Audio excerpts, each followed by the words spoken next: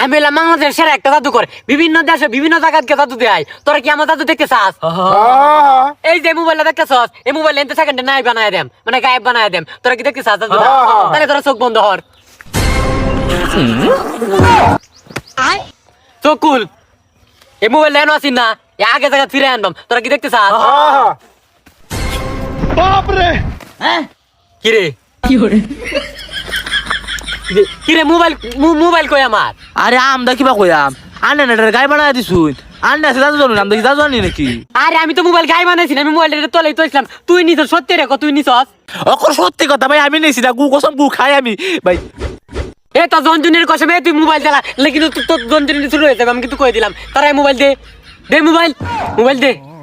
তাইলে ভাই আবার দাদু দেখাই এ বুড়ি এটা আধা বড় চুর রে সরা, নাইলে দাদু দেখাইতাম না।